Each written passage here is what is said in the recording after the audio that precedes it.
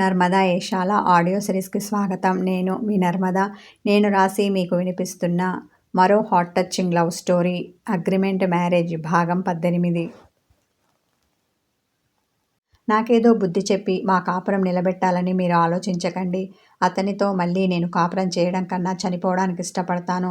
తన మనసులోని మాట కుండ బద్దలు కొట్టినట్టుగా చెప్పేసింది హిమజ. దాంతో మధుమతికి ఏం మాట్లాడాలో అర్థం కాలేదు. నిజంగా కిషోర్ ఇలాంటి వాడా? ఆలోచనలో పడింది. ఏమోలే, ఎవరు ఎలాంటి వాళ్ళు అనేది వాళ్ళతో కలిసి ఉన్న వాళ్ళకు మాత్రమే తెలుస్తుంది. దూరంగా ఉండే చూసే వాళ్లకు కాదు కదా అనుకుంది. సరే హిమజ, నీ మనసుకు నచ్చని పని మేమేమీ చెయ్యము. నీకు ఇష్టం లేకుండా బలవంతంగా అతనితో కాపురం చెయ్యమని నిన్ను ఇబ్బంది పెట్టము. కానీ నువ్వు అనవసరంగా ఆందోళన చెందకు. ఎలాగూ లాయర్ గారిని పిలిపించి మాట్లాడారు కదా, చూద్దాం ఏం జరుగుతుందో అన్న మధుమతి. నువ్వు కాసేపు రెస్ట్ తీసుకో, సాయంకాలం అలా గుడికి వెళ్ళి వద్దాం, మనసుకు కాస్త ప్రశాంతంగా అనిపిస్తుంది అని చెప్పేసి తన గదికి వచ్చి నడుము వాల్చింది ఆమె. పడుకుందన్న మాటే కానీ ఆమె బుర్రలో హిమజ చెప్పిన మాటలు తిరుగుతున్నాయి. ఎందుకో మనసు అలజడిగా మారింది. ఆ పగటిపూట నిశ్చింతగా కాసేపు కునుకు తీయలేకపోయింది మధుమతి. గుడికి వచ్చిన అర్జున్, అవనీలు స్వామివారిని దర్శించుకొని అర్చన చేయించుకున్నారు. దేవుడికి మనస్ఫూర్తిగా దండం పెట్టుకొని ప్రసాదాలు అమ్మే దగ్గరికి వచ్చి ప్రసాదం తీసుకొని జనాలకు కాస్త దూరంగా కూర్చున్నారు. ప్రసాదాన్ని కళ్ళకద్దుకొని తింటున్న అవనిని చూసి, అవని, నువ్వు ఇలా మూడిగా ఉంటే నాకేం బాగోలేదు, మాట్లాడొచ్చు కదా. నేను నీ భర్తను కాదు, ఎవరినో పరాయివాడిని అన్నట్టుగా అంటక ముట్టక దూరంగా ఉంటున్నావు. నాకు చాలా కష్టంగా ఉంది అన్నాడు అర్జున్. అయినా అవని ఏమీ మాట్లాడలేదు. భారంగా నిట్టూర్చిన అతడు ఆమెకు మరికాస్త దగ్గరగా జరిగాడు. ఇదంతా ఆ అగ్రిమెంట్ గురించి నీకు ముందుగా చెప్పలేదు అనే కదా. అది నా తప్పే, నేను ఒప్పుకుంటాను. దానికింత పెద్ద శిక్ష వేయకు. అయినా చెప్పకూడదు అన్న ఉద్దేశం నాకు లేదు. టైం లేదు అంతే. అది అప్పటికప్పుడు తీసుకున్న నిర్ణయం. ముందుగా తీసుకొని ఉంటే నీకు ముందే చెప్పి ఉండేవాడిని, బాధతో వాపోయాడు. చివాలున తల ఎత్తి అతన్ని సూటిగా చూసిన ఆమె, ముందుగా చెప్పలేదు సరే, ఇప్పుడు చెప్పొచ్చు కదా. ఇప్పుడు చెప్పడానికి ఏంటి ఇబ్బంది అంది. నేను చెప్పేది విని నువ్వెలా రియాక్ట్ అవుతావో అన్న భయంతో చెప్పడానికి ఇబ్బంది పడుతున్నాను అంతే తప్ప చెప్పకూడదని కాదు. తననే చూస్తున్న ఆమెని చూడలేక ముఖం పక్కకు తిప్పుకున్నాడు. ఎలాగూ జరిగిపోయిన అగ్రిమెంట్ విషయమే కదా నువ్వు చెప్పేది. కొత్తగా రియాక్ట్ కావడానికి ఏముంది? ఒకవేళ నేను అయినంత మాత్రాన ఏమైనా మార్పు వస్తుందా? రాదు కదా. అసలేం జరిగింది? ఎందుకు మీరు ఇలాంటి అగ్రిమెంట్ తయారు చేయించవలసి వచ్చింది? దానికి ఏదో బలమైన కారణం ఉండి ఉంటుందని నేను నమ్ముతున్నాను. అదేమిటో చెప్తే నేను నిన్ను అర్థం చేసుకోవడానికి ప్రయత్నిస్తాను. ఇలా అగ్రిమెంట్ చేసుకోవడం సబబు అవునో కాదో నేను నిర్ణయించుకుంటాను అన్నది. ఒకవేళ నీకు సబబు కాదు అనిపిస్తే ఇప్పుడు నన్ను వదిలేసి వెళ్తావా? బేలగా ఆమెను చూశాడు అర్జున్. తల అడ్డంగా ఆడించిన అవని మరి ఆమెను చూస్తున్న అతని కళ్ళు అనుమానంతో చిన్నవయ్యాయి. ఎటో చూస్తూ తెలియదని పెదవి విరిచింది. ప్రసాదం తినేసి చెప్పడానికి సిద్ధపడ్డాడు అర్జున్. ఆమె ఆసక్తితో అతన్ని చూసింది. అతడు గొంతు సవరించుకొని నాకు ఒక అని చెప్పబోతుంటే అవని అన్న పిలుపు వెనక నుండి వినిపించింది. ఇద్దరూ ఒకేసారి తల తిప్పి చూశారు. వాళ్ళ దగ్గరికి వస్తూ మధుమతి, హిమజ కనిపించారు. అంతే, తను చెప్పబోయిన విషయం వాళ్ళని చూడగానే గొంతులోనే ఆపేశాడు అర్జున్. అమ్మా, మీరేంటిక్కడ? ఆశ్చర్యంతో అన్న అవని కూర్చున్నది కాస్త లేచి నిలబడింది. ఆమెతో పాటు అర్జున్ లేచి నిలబడ్డాడు. బాగున్నారా అల్లూరు గారు అని అర్జున్ని మర్యాద కోసం పలకరించింది మధుమతి. అర్జున్ తల గుండ్రంగా తిప్పి చిన్నగా నవ్వాడు. అమ్మా, నీతో పాటు నాన్నగారు వచ్చారా అన్న అవని తన తండ్రి కోసం అటు ఇటు చూసింది. లేదు, మేమిద్దరమే వచ్చాం. హిమజ మనసేమీ బాగోలేదు అంటే ఇలా గుడి వరకు వెళ్ళి వద్దామని తీసుకొని వచ్చాను. దర్శనం చేసుకొని వెళ్తుంటే మీరు కనిపించారు అన్నది మధుమతి. అవని పుట్టింటి వాళ్ళు, అత్తింటి వాళ్ళు ఉండేది ఒకే సిటీ కావడం, పైగా ఈ గుడికి రావడం వాళ్ళకి మొదటి నుండి అలవాటు ఉండడంతో అటు అవని అర్జున్తో, ఇటు మధుమతి హిమజతో అదే గుడికి వచ్చారు. అవునా అన్న అవని, అక్క, నువ్వు మనసు బాగోలేదు అన్నావు అంటే ఖచ్చితంగా బావ మీద బెంగ పెట్టుకొని ఉంటావు. ఇంకా ఆలస్యం ఎందుకు? బావగారిని ఇక్కడికి రమ్మనడం, లేదంటే నువ్వు అక్కడికి వెళ్ళడం చెయ్యాలి కొంటెగా అనేసి చిలిపిగా నవ్వింది. అవని మాటలకు ఇబ్బందిగా నవ్వింది హిమజ. ఆమె నవ్వు సహజంగా లేకపోవడం గమనించింది అవని. కానీ అర్జున్ ఉండడంతో ఏమీ అనలేదు. కాసేపు అందరూ అక్కడే కూర్చొని మాట్లాడుకున్న తర్వాత చీకటి పడడంతో ఇక వెళ్తామని చెప్పి మధుమతి హిమజను తీసుకొని వెళ్ళింది. తను చెప్పాలనుకున్నది వాళ్ళు రావడంతో చెప్పలేకపోయిన అర్జున్ భారంగా నిట్టూర్చాడు. అవనిని తీసుకొని ఇంటికి వచ్చాడు. రాత్రి భోజనం చేయగానే తన గదికి వచ్చిన అర్జున్కి నిద్ర ఆగలేదు. రాత్రి సరిగ్గా నిద్రలేకపోవడం వల్ల ఇలా మంచం మీద వాలగానే అలా నిద్రలోకి జారుకున్నాడు. అవని వచ్చేసరికి అతడు మంచి నిద్రలో ఉన్నాడు. అలా నిద్రపోతున్న అతన్ని చూడగానే ఆమెలో నుండి నిరాశతో కూడిన నిట్టూర్పు వెలువడింది. అతనికి టచ్ కాకుండా అదే మంచం మీద పక్కకు ఒత్తిగిల్లి పడుకుంది.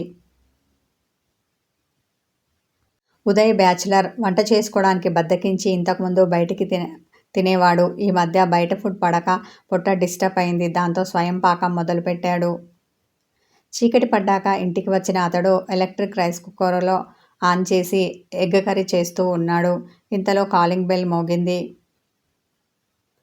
అబ్బా, ఈ అర్జున్ గాడి గోల ఈ మధ్య ఎక్కువైంది నాకు.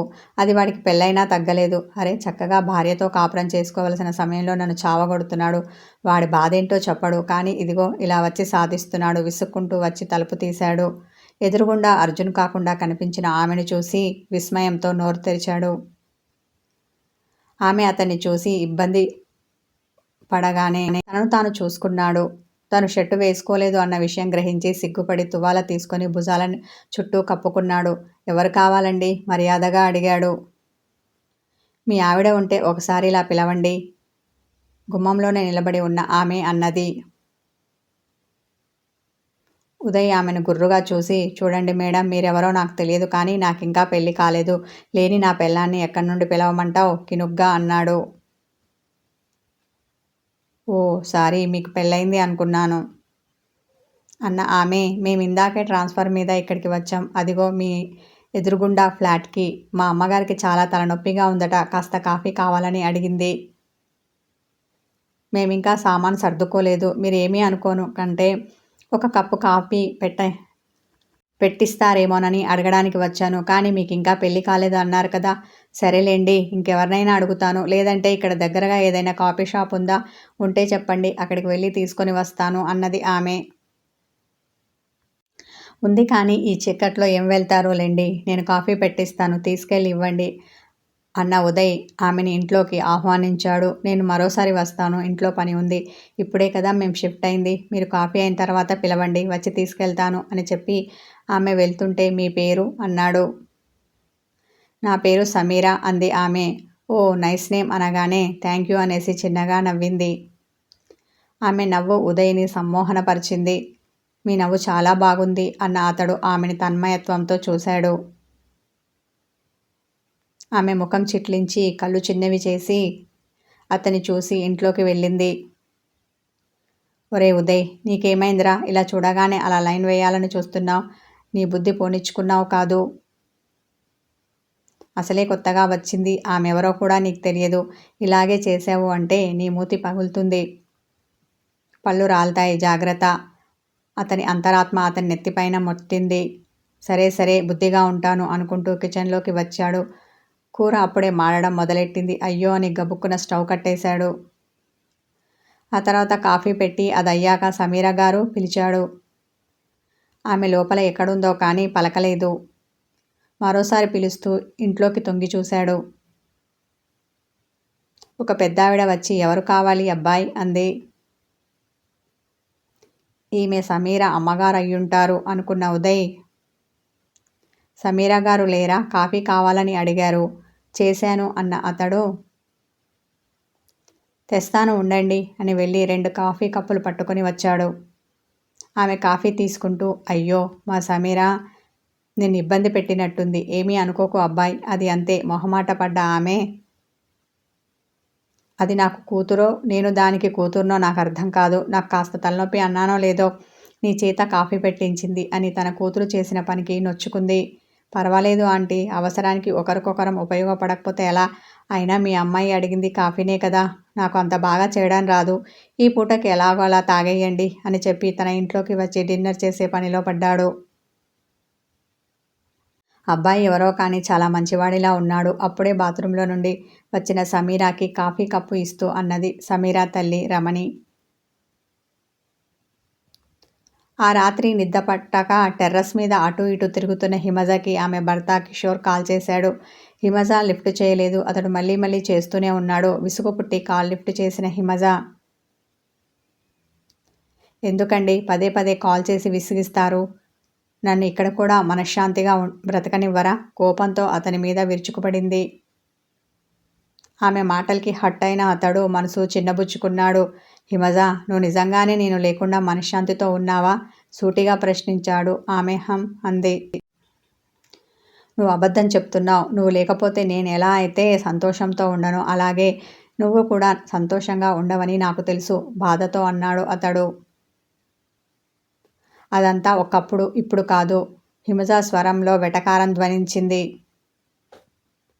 ఎందుకు కాదు? అప్పటికి ఇప్పటికీ ఏం మారిందని? అదే నువ్వు, అదే నేను అన్నాడు కిషోర్. కానీ మన మధ్య అప్పటి ప్రేమ ఇప్పుడు లేదు. పెదవి విరిచి భుజాలు కదిలింపింది ఆమె. హిమజ, నువ్వేనా ఇలా మాట్లాడుతోంది? ఆవేదనతో అతని గొంతు జీరబోయింది. అవును నేనే. తమరి రాసలీలలు చూశాక ఇలా మారిపోయాను. అయినా ఇప్పుడు నేను లేను కదా. నువ్వు సంతోషంగా ఆమెతో గడపొచ్చు. నేనేమీ నీ సంతోషానికి అడ్డురాను. విడాకులు తీసుకొని నా బ్రతికేదో నేను బ్రతుకుతాను. నువ్వు దాన్ని పెళ్లి చేసుకుంటావో లేక సహజీవనం చేస్తావో నీ ఇష్టం. నువ్వేం చేసుకున్నా నాకు ఎలాంటి బాధ లేదు. ఇంట్రెస్ట్ అంతకన్నా లేదు. కొట్టినట్టే మాట్లాడింది. ప్లీజ్ హిమజ, నువ్వు ఇలా మాట్లాడకు. నేను విని నేను తట్టుకోలేకపోతున్నాను. ఒక్కసారి కూల్గా ఆలోచించి చూడు. నా తప్పు లేదని తెలుస్తుంది. నీ మనసు మారుతుంది. ఖచ్చితంగా మళ్ళీ నువ్వు నా కోసం వస్తావు. ఆ నమ్మకం నాకుంది అన్నాడు. అది ఎప్పటికీ జరగదు. నువ్వు ఇలాంటి పగటి కలలు కనడం మానేయ్. అతన్ని ఈసడించుకుంది.